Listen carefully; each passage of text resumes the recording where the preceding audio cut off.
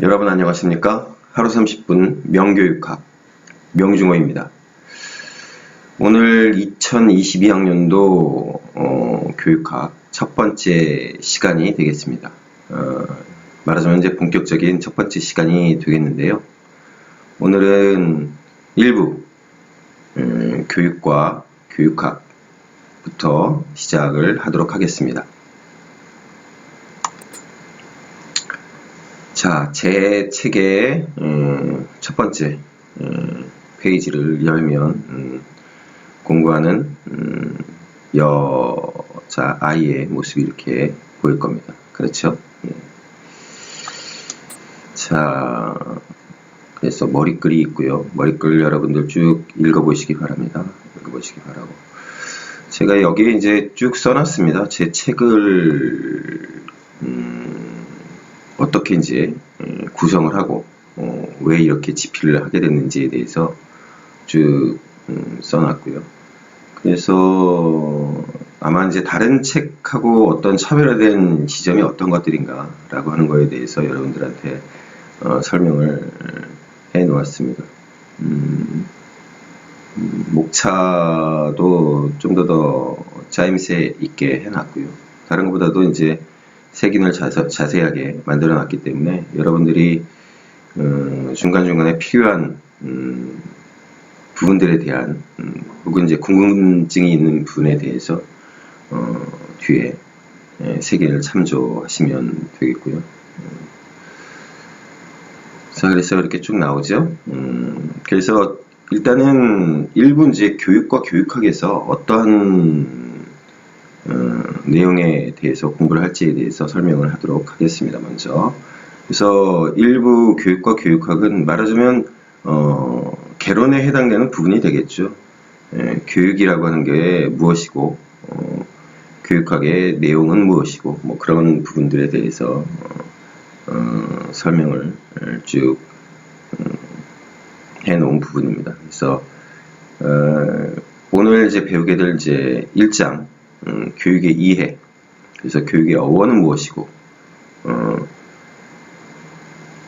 교육은 어떠한 이제 전통 속에서 교육에 대한 어떠한 비유들이 있는지, 그리고 이제 2장에 넘어가서는 이제 교육의 개념과 목적, 그러니까 교육이라고 하는 것이 어떤 개념을 가지고 있고 왜 교육이라고 하는 것이 필요한가, 그 목적에 대해서 설명을 하는 부분이 되겠습니다. 1절에는 그래서 교육의 개념, 대표적으로 이제 정본모, 피터스, 옥셔트 교육 개념에 대해서 살펴보고, 그리고 이제 2절로 넘어가서 교육의 목적, 그래서 내재적 목적과 외재적 목적에 대해서.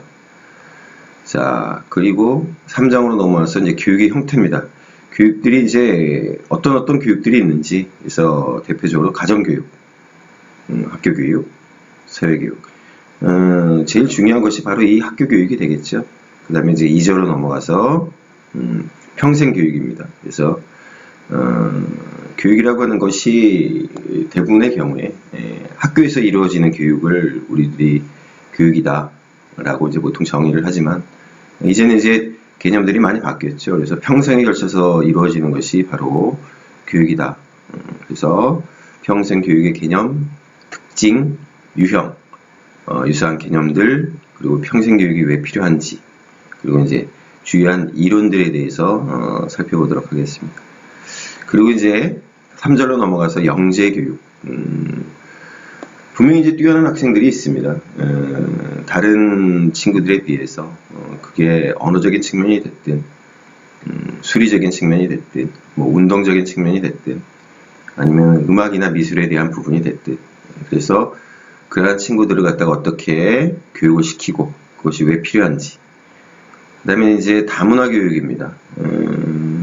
이제 뭐 우리나라가 이제 많은 외국인들이 찾아오고 하는 그런 나라이기도 하지만, 또 저는 이제 좀 불행한 과거라고 생각하는데요. 그런 어떤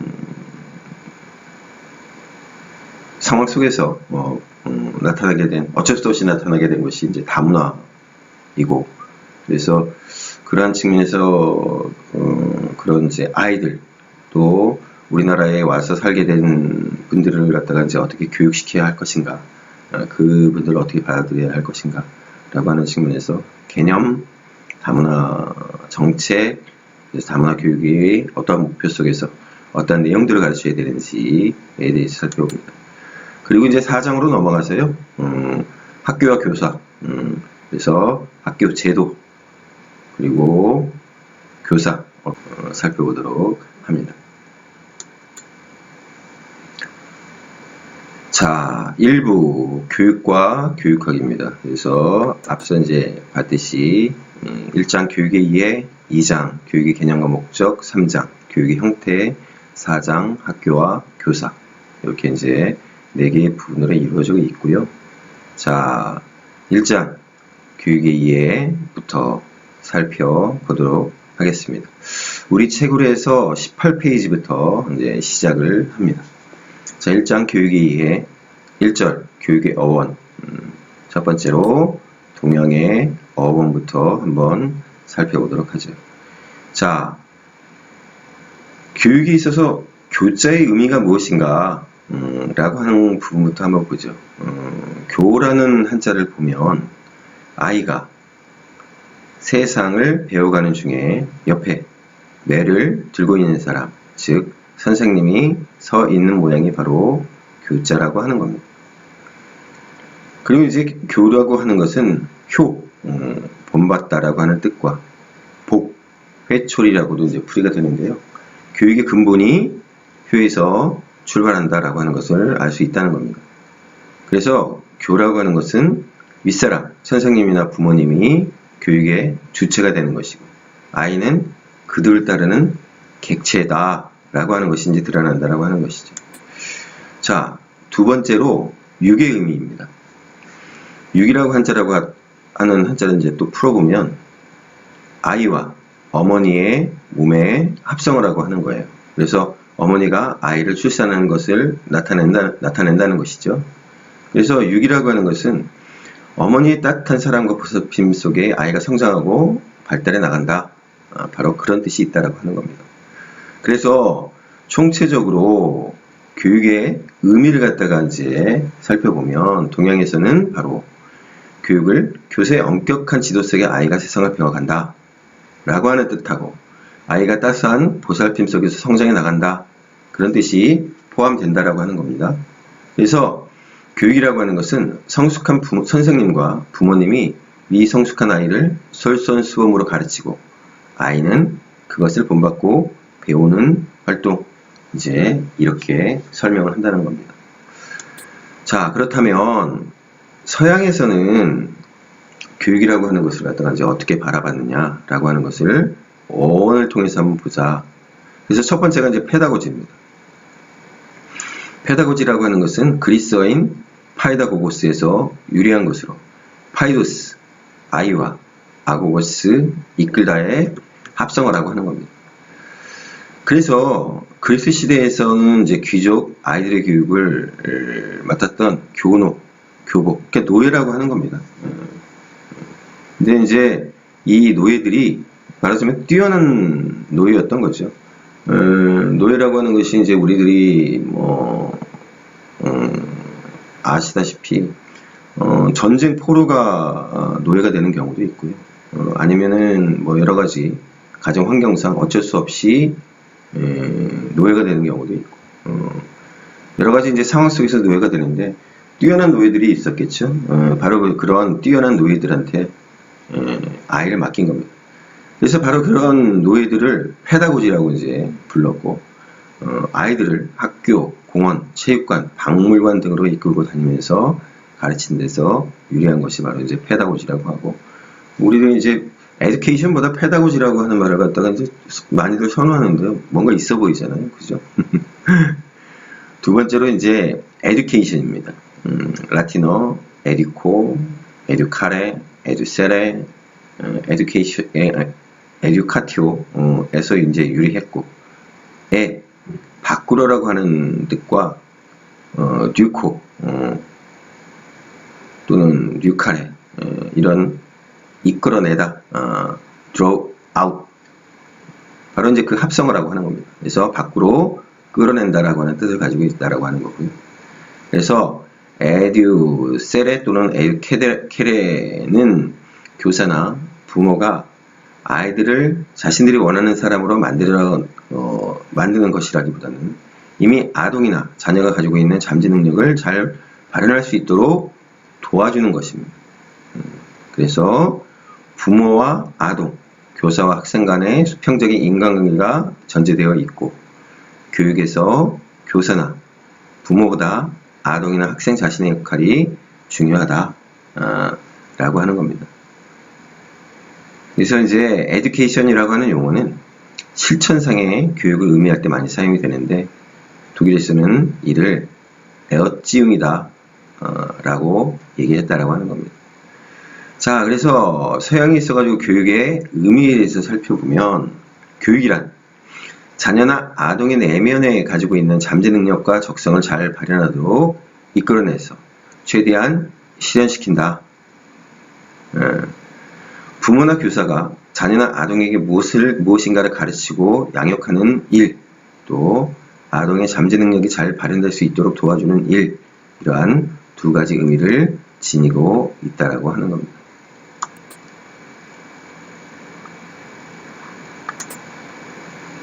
자, 2절로 넘어가서 20페이지 교육의 비유입니다. 교육이라고 하는 것을 어떤 식으로 이제 비유를 했는지. 왜냐면, 교육 그러면, 가르친다 라고 하는 의미로 이제 사람들이 받아들이지만, 그러한 것들이, 설명하는 데 있어서, 이런 측면, 저런 측면 강조하는 부분들이 다르겠죠. 그래서, 어떠한 강조점이 있는지를 갖다가 바로 이제 이러한 비유를 통해서 이제 보는 겁니다. 그래서 첫 번째가 객관주의 교육의 전통이에요. 자, 우리 이제 이걸 한번 보도록 할게요. 여기 보시면 이렇게 나와 있어요. 자, 객관주의라고 하는 것이 가지고 있는 특징이 뭐냐면 객관. 그러니까 이제 이 지식이겠죠. 지식. 밖에 있는 거를 주관, 나한테 주는 겁니다. 주입을 하는 거예요. 그래서 외부의 객관을 주관에게 주입시키는 일이 바로 객관주의라고 하는 겁니다. 아시겠죠? 그래서 바깥에 있는 거예요. 내가 알아야 할 것이 바깥에 있는 거고. 자, 그래서 첫 번째는 이제 주형의 비유입니다. 이제 우리가 이제 보통 무엇인가를 배운다라고 하면은 우리가 모르는 것을 배우는 겁니다. 모르는 것은 어디 있겠어요? 바깥에 있죠. 내가 아는 것은 내 안에 있는 거고, 그렇죠? 그래서 가장 오랫동안 영향을 미쳐온 것으로 전통적이고 상식적인 비유에 해당한다. 그래서 쇳물을 일정한 틀에 부어서 어떠한 것을 만들어내는 것처럼 교육이란 제작자가 의도한 모습으로 학생을 주형하는 일, 이렇게 이제 이해하는 겁니다. 그래서 이제 주형의 비유에는 이제 보통 주입, 집어넣는 거죠. 그 다음에 도야, 닦는 겁니다. 갈고 닦는 거. 이 비유가 이제 포함이 되는데, 주입의 비유라고 하는 것은 항아리에 물을 붓듯이 인간의 마음속에 지식이나 규범을 집어넣는 것을 바로 이제 주입이라고 하겠죠. 도야라고 하는 것은 체계적인 운동을 통해 신체의 근육을 단련하듯이 마음의 능력인 지각, 상상, 추리, 의지 등을 단련하는 것을 뜻합니다. 갈고 닦는 거죠. 우리들이 이제 알고 있는 일반적인 교육의 특징이 바로 이제 이 두 가지입니다. 그렇죠? 외부로부터 어떤 지식이라고 하는 것을 받아들여서 그것을 갖다가 계속해서 익히고 갈고 닦고. 그래서 네 번째로 중의 대표적인 비유는 로크의 교육론이나 행동주의 교육론을 들 수 있다라고 하는 겁니다. 그래서 로크가 이제 뭘 얘기했냐면 백지설을 얘기했어요. 타블라 라사.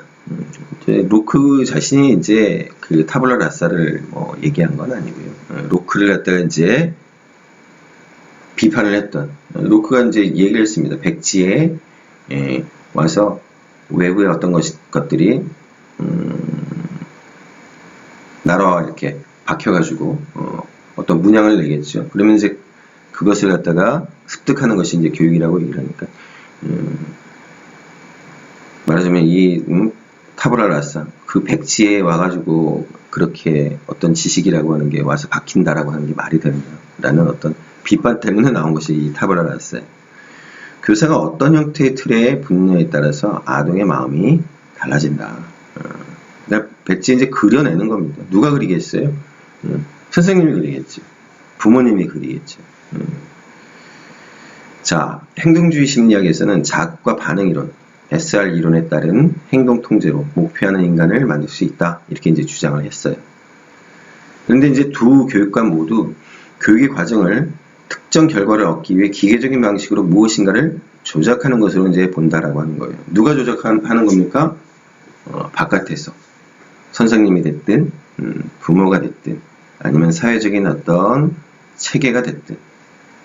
그래서 그러한 조작을 통해서 목표하는 인간이라도 만들어낼 수 있다는 교육 만능설을 받아들인다라고 하는 겁니다. 그래서 주형의 비유는 교사가 일방적으로 가르치는 존재이고 학생은 그러한 가르침을 수용만 하는 수성적인 존재로 간주한다라고 하는 거죠. 그러니까 이제 비판을 많이 받겠죠. 이제 두 번째는 이제 예술의 비유입니다. 블랙은 교사와 학생의 관계를 예술가와 재료의 이제 비유를 하면서 예술가가 예술 작품을 창작할 때 재료의 성질과 무관하게 무언가를 만들어내는 것이 아니라 재료의 성질을 고려한다. 그래서 예술가와 재료 사이에 독특한 긴장관계가 성립한다라고 하는 겁니다. 주형의 비유에 비해서는 이제 조금 긴 일부 한 거죠. 물론 이제 예술가라고 하는 것이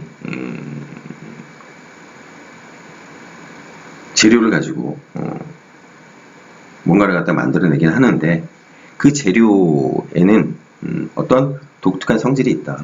그런 이제 성질이라고 하는 것을 갖다가 이제 감안을 해야 되겠죠. 자, 그래서 예술의 비유는 주형의 비유가 교사 학생의 관계를 일방적으로 보는 것을 이제 규정을 해서 긴장 가운데서 상호 작용하는 관계라고 하는 것을 이제 보여줍니다.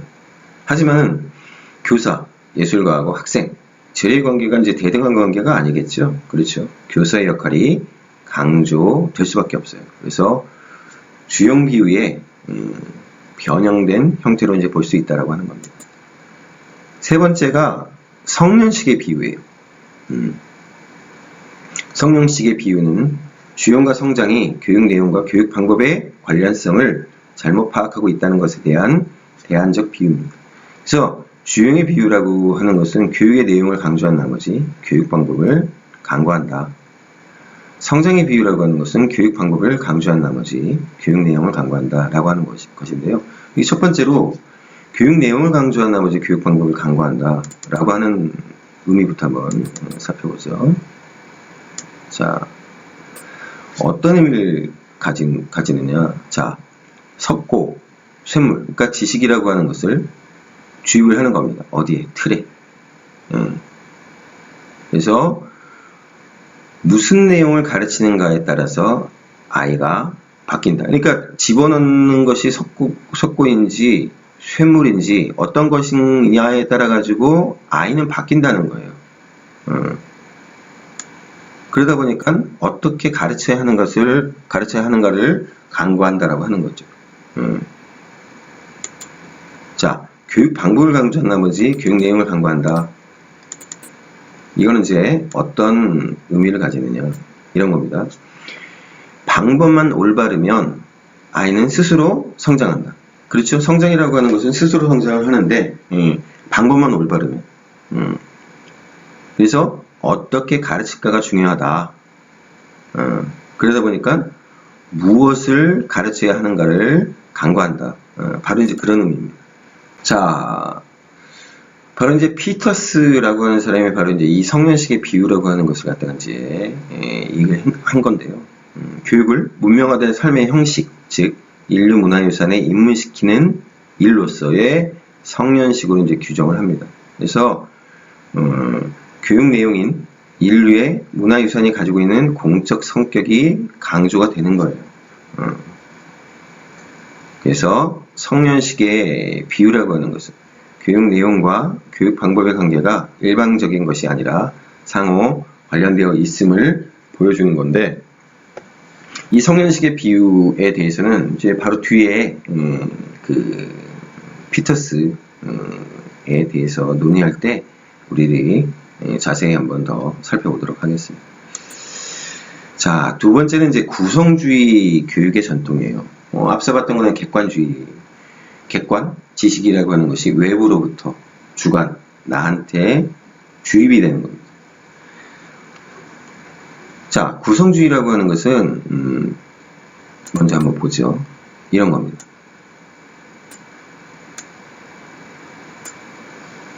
나, 주관이라고 하는 것이 구성을 해내는 거예요. 뭐를? 지식을, 객관을. 그래서 스스로 성장하고 만드는 것이 바로 구성주의 교육이다. 뒤에 이제 구성주의에 대해서 또 살펴볼 건데요.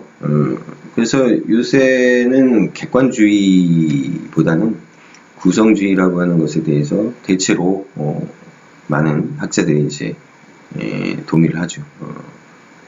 인간의 이제 어떤 발전 가능성, 실현 가능성, 그런 것들을 갖다가 인정을 하고, 그래서 학생 스스로 만들어 나갈 수 있는 주체적인 존재라고 하는 것을 기본적인 이제 전제로 하는 겁니다.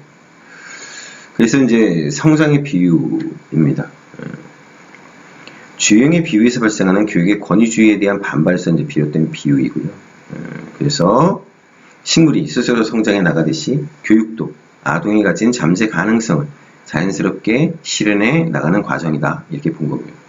그래서 교육의 과정을 식물의 성장 과정으로 이제 비유를 하면서 아동을 식물에, 교사를 식물을 가꾸는 정원사에 비유를 하는 거죠.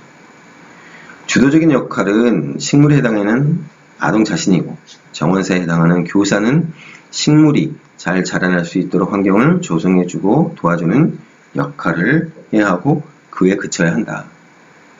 대표적인 사람이 바로 이제 루소입니다. 자연주의 교육관. 그 다음에 뒤에 진보주의 교육관인데요. 바로 아동 중심 교육관이 바로 이 성장의 비유에 해당이 되는 거죠. 그래서 아동의 요구나 흥미, 잠재적 능력, 심리적 발달 단계에 우리의 관심을 집중시켜야 한다. 자, 그래서 성장의 비유라고 하는 것은 사회적 환경, 교과 등의 사회문화적 요인과 교사의 역할을 경시할 우려가 있다. 그런 이제 비판을 받기도 하는 겁니다.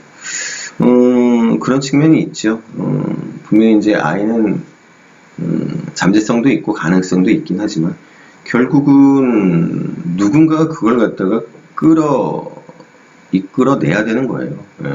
그 역할에 있어서 이제 무엇보다 중요한 것이 선생님이 되겠죠. 그래서 구성주의라고 하는 것이 많은 그 사람들이 동의를 하는 어떤 교육관 내지는 교육 이론이기는 하지만 구성주의라고 하는 것이 만능은 아니겠죠. 앞서 우리 이제 교육 만능설이라고 하는 것이 있었잖아요. 주형의 비유 쪽에서 봤을 때. 근데 구성주의라고 하는 것도 분명히 그런 어떤 비판의 지점이 있습니다.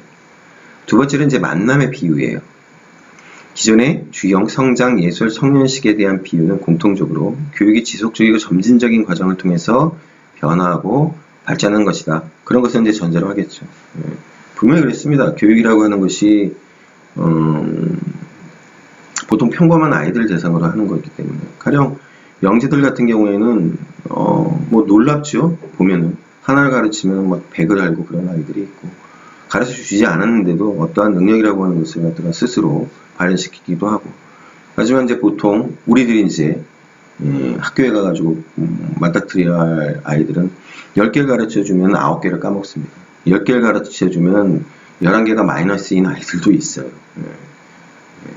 그렇기 때문에 이제 교육이라고 하는 것은 지속적이고 점진적이다 라고 하는 것이 기본적인 상식이 되겠죠.